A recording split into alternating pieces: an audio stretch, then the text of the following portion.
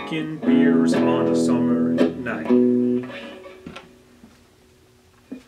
Oh, hello.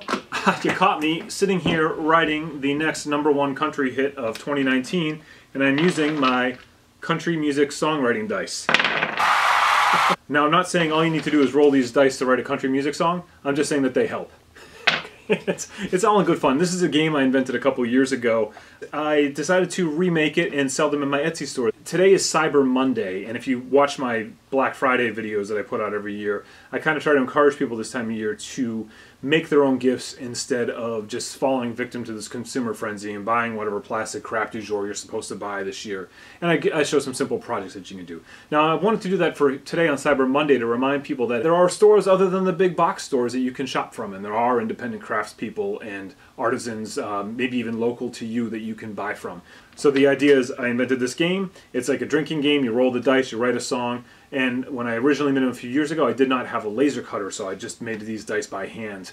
But now I have a laser cutter. I came up with a way to sort of do this that is somewhat simple and systematic, and I wanted to share that with you. I make this game and sell it online, specifically in my Etsy store, and while I'm showing you how to make it, I would appreciate that you don't just start like competing with me on Etsy, because, you know, just make up your own game. But feel free to make your own to give away as gifts, or you can buy one from me too. But I started by picking through my scraps of wood. I have some cut-offs of some various hardwoods and reclaimed wood and some really nice exotic woods, and I was just looking for anything that was over an inch wide for the most part, so I could cut it all down into 1-inch cubes.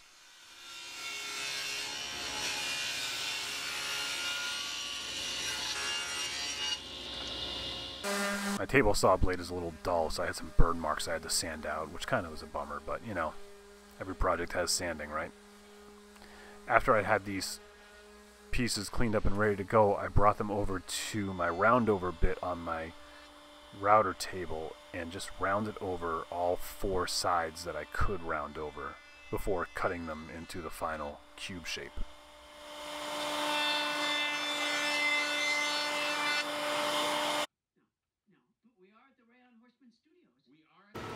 I wanted to make these as square as possible, so you see I'm using the width of the piece to set up my block, and then I checked all my measurements to make sure that this was a good square. And I'll tell you what, that now that I've made a batch of them, I do have some improvements I need to make in my system, which I'll kind of show you as we go. But now it's just a matter of cutting all these strips into 1-inch cubes.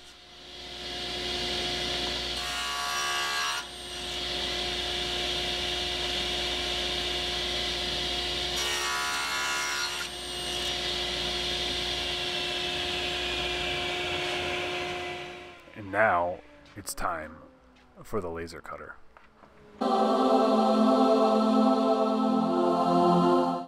I designed the file first in Vectric, and then I imported it into LaserMaker because I'm more comfortable with Vectric and it was a little better for this type of design. The whole point of this video really is about this system that I came up with, is trying to find a way to make these efficiently. Now, because each die has 6 sides with 6 different words on them, and there's 12 in the set, so in order to make one set, I would have to put these 12 die in, burn one side, then flip them all, then do it again. And it didn't make sense, and I'd have to keep opening separate files on the laser cutter. So what I did is I made 6 sets, 1 for each side of the die. Let me explain it this way. If there are 6 sides to 12 die, that's 72 sides to 1 game.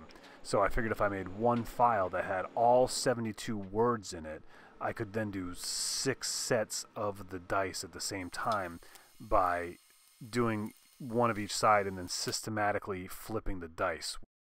I would just take the top row out and put it at the bottom of my setup, and then I would flip them all up 1 and then put that top row into the bottom and flip it up to a blank side. And by doing this repeatedly, I would then cycle through all 6 sets, so each die gets the appropriate word on it. But the key to this is really the grid that I made to hold them all, and with a little practice I'll get better. Like, I was figuring out the best way to set it up, but by creating that grid and having the laser cutter start in the top left corner of it, I could always make sure the dice were lined up properly and keep track of them all. And if I had just tried to create a file where they were all square up against each other, touching each other, there was just too much room for error, so the grid is the secret. I took them right out of the laser cutter and put them in their own individual containers to keep the sets from getting accidentally mixed together.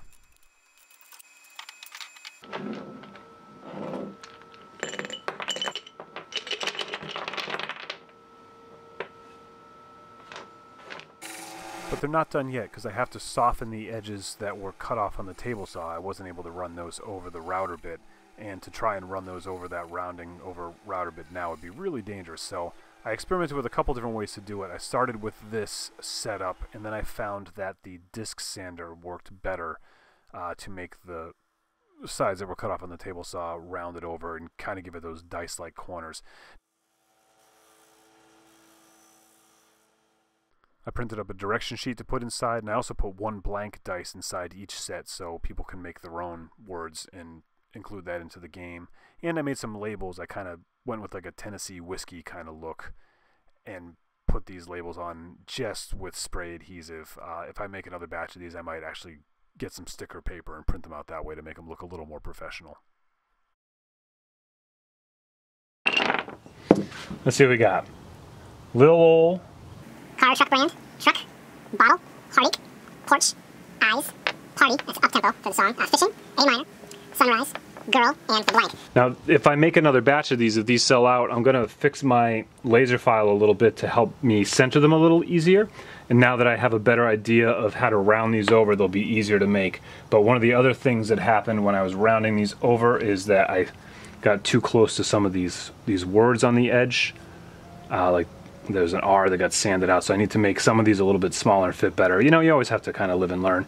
And also this red dark wood is harder to see than I would like. The walnut and this birch came out really nice. So thanks for watching, and there are links in this video and in the description to some of the earlier videos I made about this, as well as some other people's videos that they've posted using the game. And if you make your own song with it and post it somewhere on social media, I'd appreciate you using the hashtag CountryDice to share that so other people can see your song and enjoy. Credit where credit is due. My friend Donnie, he's a drummer, and we were in a band together, came up with this idea together. We were learning a song for a gig and kind of laughing about how a lot of these new country songs had a lot of the same words in them. And so we came up with this kind of skit in our head of them throwing dice across a conference table to write these songs. And we're like, hey, I bet that would actually work. And that's where this game came from. I have also made some blues dice, and I made some heavy metal dice, which are more about the chords and the music side of it. So I'd love to know what you think about it. You can leave your comments below. And again, if you write a song using the dice, share it with the hashtag CountryDice. And I would love to see this game sort of take off because it's fun. And it's all in good fun, so don't get bent. Be good.